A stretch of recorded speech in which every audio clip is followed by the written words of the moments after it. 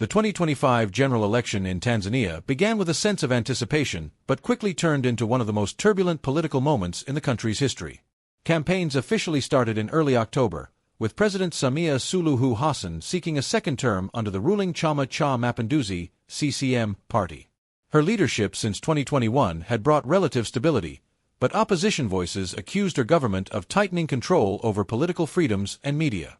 As the campaign period unfolded, controversy erupted when two of her strongest challengers, Tundu Lissu of Chadema and Zitto Kabwe of ACT Wazalendo, were barred from the race. The National Electoral Commission cited failure to meet candidacy requirements, but opposition groups and international observers condemned the move as a politically motivated attempt to clear the path for Hassan's re-election. Street demonstrations spread across Dar es Salaam, Arusha, and Mwanza, where protesters demanded fair participation for all candidates. The government responded with a heavy hand, dispersing crowds using tear gas and mass arrests. Despite calls from civil society and foreign diplomats to postpone or review the election process, voting went ahead on October 29, 2025. Reports emerged of low voter turnout in opposition strongholds and restricted access for independent observers. As ballot counting began, CCM's dominance became apparent, and by the evening of October 31st, the Electoral Commission announced that President Samia Suluhu Hassan had won with 97.66% of the vote, an overwhelming margin that shocked many and sparked immediate protests. In the days that followed, violent clashes broke out in several regions. Opposition supporters alleged widespread fraud, intimidation, and ballot manipulation. Human rights organizations reported arrests of activists and journalists covering the unrest. While the government maintained that the election was peaceful and legitimate, the opposition called it the death of democracy in Tanzania. On November 1, 2025, the Electoral Commission officially declared Samia Suluhu Hassan the President-Elect, confirming her continuation in power. Her victory speech called for unity and peace, urging Tanzanians to move forward together. Yet, the streets told another story. With soldiers deployed to restore order and internet restrictions in place, many citizens remained fearful and uncertain about the country's political future. Thus, what began as a hopeful democratic exercise ended in controversy and bloodshed, leaving Tanzania deeply divided even as its leader celebrated another term in office. Samia Suluhu Hassan's story is one of resilience, quiet strength, and political transformation. Born on January 27, 1960, in the Sultanate of Zanzibar, she grew up during a time of great social and political change in Tanzania. Her early life was marked by modesty. Her father was a teacher and her mother a housewife, but she developed a deep curiosity about leadership and community service from an early age. After completing her education in Zanzibar and later at the University of Manchester in the UK, Samia began her public service career in the Zanzibar government in the 1980s, working in various administrative roles. Her diligence and calm but firm leadership style quickly earned her respect among colleagues.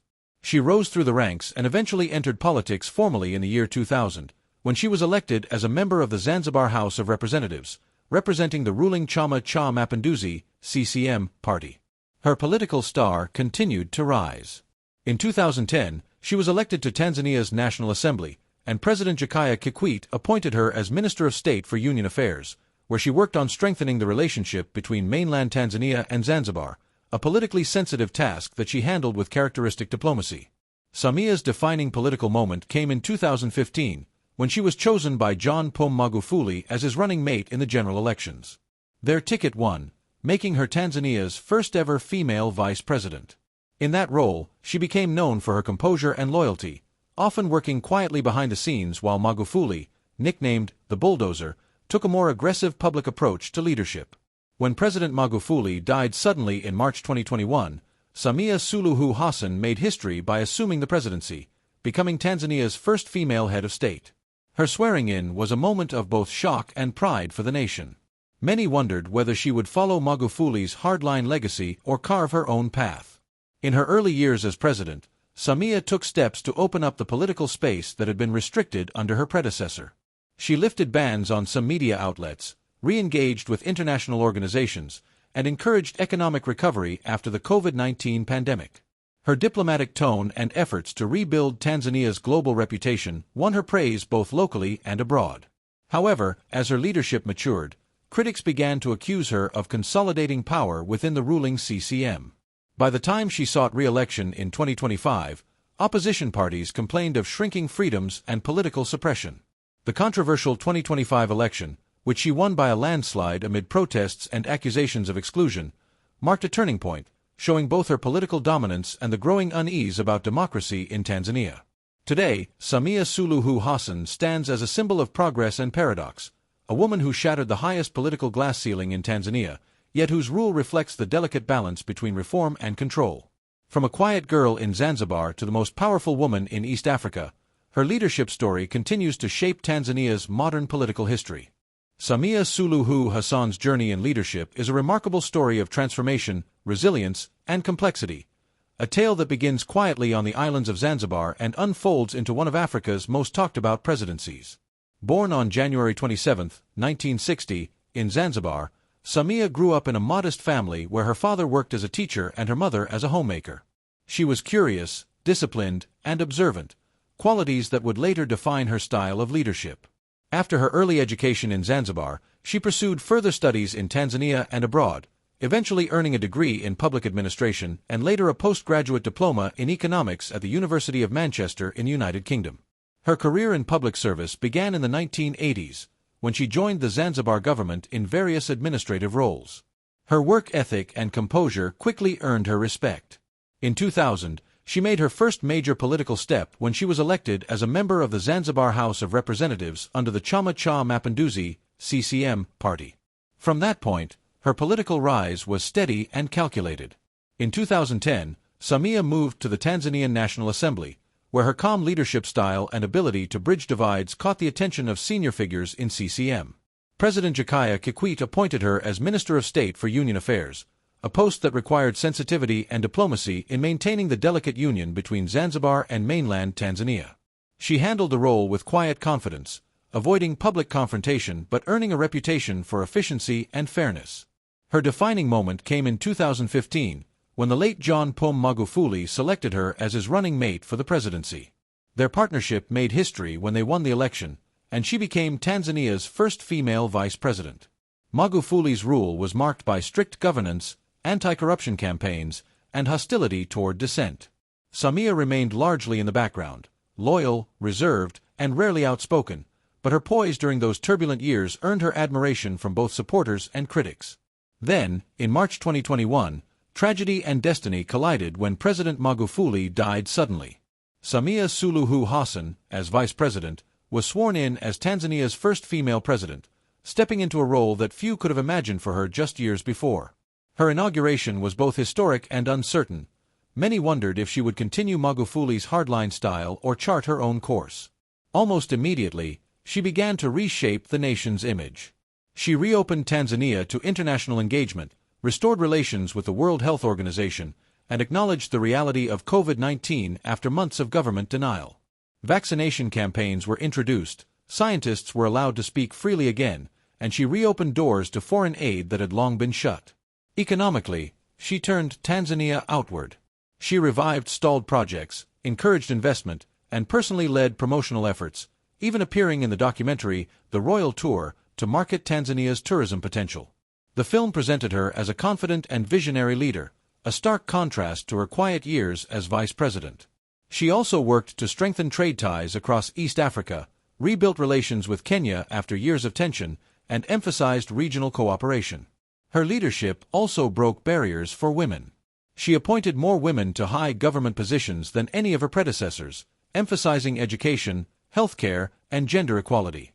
For the first time, Tanzania's young girls saw a reflection of themselves in the highest office of the land. She also reversed some of Magufuli's more controversial social policies, such as allowing pregnant girls to return to school and loosening restrictions on free expression, at least for a time. Many Tanzanians saw her as a breath of fresh air, a reformer who could modernize governance while preserving national stability. Yet, as years passed, Samia's presidency began to show another side. Beneath her diplomatic tone, critics began to notice the return of old habits, control over the press, suppression of opposition rallies, and the silencing of activists. Her government insisted that these measures were meant to maintain peace, but opposition leaders accused her of betraying the democratic reforms she had promised. When the 2025 general election approached, political tension filled the air. The opposition, led by Tundu Lissu and Zitto Kabwe, prepared to challenge her rule, but one by one, her main rivals were barred or disqualified by the Electoral Commission. The reasons given were technical violations, but many saw it as a deliberate move to ensure her victory. As the election date neared, protests erupted across Tanzania. Demonstrators demanded fair participation and transparency, but the state's response was swift and forceful. Police clashed with crowds, opposition offices were raided, and several journalists were detained. Still, the vote went on as scheduled on October 29, 2025. When the results were announced, they showed Samia Suluhu Hassan winning with 97.66% of the vote, a figure so high that it stunned both citizens and international observers. While the ruling CCM celebrated, opposition leaders called it a mockery of democracy. Protests flared in major cities, some turning violent, and reports emerged of deaths and injuries. Security forces moved in to restore order, imposing curfews and limiting access to social media. On November 1, 2025, the Electoral Commission officially declared Samia Suluhu Hassan the President-Elect of Tanzania. In her victory speech, she spoke of peace, unity, and progress, promising to lead the nation forward. But across the country, streets still echoed with the anger of those who felt robbed of their voice. International reactions were mixed. Some African leaders congratulated her for the victory, calling it a sign of stability, while others, including observers from the European Union and United Nations, expressed concern over the fairness of the process. The world watched Tanzania closely, wondering whether the woman once hailed as a symbol of reform had now become a protector of the very system she once seemed ready to change. In the days following her re-election, Samia sought to calm the nation, urging Tanzanians to move on and build the country together. But the divisions ran deep. Many saw her as the leader who modernized Tanzania's image and gave women hope. Others saw her as a ruler who tightened her grip on power in the name of stability. Thus, the story of Samia Suluhu Hassan remains one of contrast, a woman who broke barriers and brought global recognition to her country, yet whose leadership now faces the test of history. From a quiet girl in Zanzibar to a president who commands both admiration and controversy, she stands as one of Africa's most complex and defining political figures of the modern era, a symbol of how power, once attained, can both illuminate and shadow the ideals it was meant to uphold. After being officially declared the winner of Tanzania's 2025 presidential election, Samia Suluhu Hassan stood at a complex emotional crossroads, a mixture of triumph, vindication, and unease. In public, she appeared calm and composed as always, smiling gracefully during the official announcement. For her, the victory was more than a political achievement. It was a validation of her journey from the quiet corners of Zanzibar to the highest seat of power in East Africa.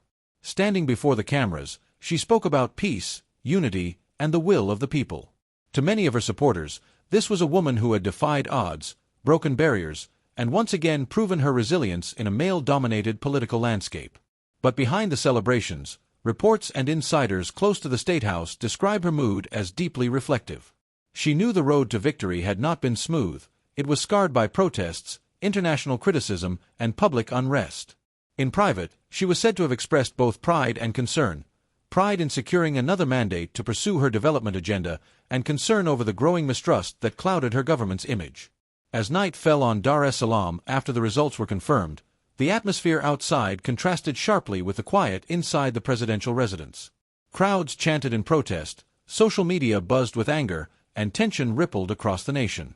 Inside, Samia reportedly spent hours in consultation with close advisors, balancing two emotions: the satisfaction of victory and the heavy realization that her leadership would now be defined not by how she won, but by how she governed after the chaos. For her, this victory carried both power and burden. It was a moment she had dreamed of, but one that demanded strength beyond celebration, the strength to heal a divided nation, defend her legitimacy, and restore faith in democracy. In the quiet of that night, as she looked over the city lights of Dar es Salaam, Samia Suluhu Hassan, once a humble girl from Zanzibar, must have felt the full weight of power, victory in her hands, but unrest at her door. In the days following Tanzania's tense 2025 presidential election, the air across the nation feels heavy, a strange mix of silence, anger, and disbelief. The streets that once buzzed with campaign songs now echo with uneasy calm, broken only by the distant sound of soldiers' boots and the hum of armored vehicles patrolling the night. In Dar es Salaam, the country's bustling commercial capital, many people still go to work, but their faces tell a different story, a quiet frustration simmering beneath polite conversation. Markets open late and close early. The talk around food stalls drifts between rising prices and the election that many feel they never really had a say in. Some whisper that they didn't even bother to vote, convinced it was a one-horse race. On the university campuses, the mood is restless. Young people, who once filled the streets with optimism and calls for change, now feel betrayed. Some had protested before the election, carrying handmade signs that read, "We want our country back," and "Our vote matters." Now, many sit in small groups, scrolling through their phones in frustration as social media slows under government restrictions. A few dare to post videos of protests, even knowing the risks. Outside the cities, in quieter towns and villages, people are more cautious. Some support the ruling party, CCM, and welcome the re-election of President Samia Suluhu Hassan. For them, her victory means continuity, stability in uncertain times. "At least there will be peace," one elderly shopkeeper says softly, arranging goods in his stall. But even among supporters, there's an unspoken tension. They've seen the images on the news, clashes, smoke, arrests, and wonder how long this calm can last. In the northern regions, anger has taken a sharper tone. Protests have erupted in Arusha and Mwanza, where opposition support runs deep.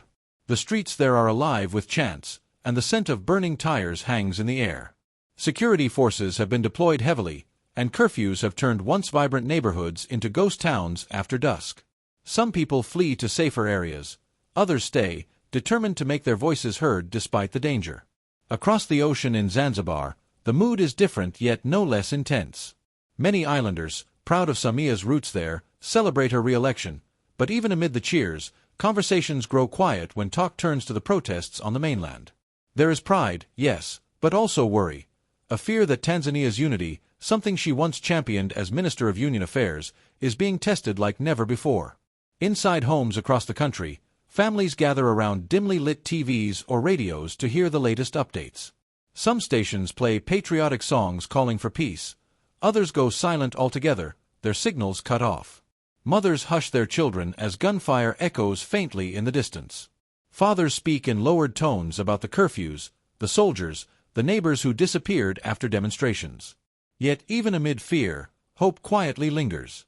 Many Tanzanians still believe in their country, in its peace, its resilience, its long history of endurance. But for now, that hope feels fragile, like a flame fighting against the wind. In this uneasy calm, Tanzania stands divided, a nation proud of its first female president, yet uncertain about the cost of her victory. To some, this is a moment of strength, the continuation of stability under a steady leader. To others, it feels like a stolen dream, the fading echo of democracy in a country that once promised freedom. And as night falls again over Dar es Salaam, the city glows under streetlights and tension. The chants of distant protesters fade into the dark, and the question hangs heavy in the air: what happens next for Tanzania, and for its people who now live between hope and heartbreak?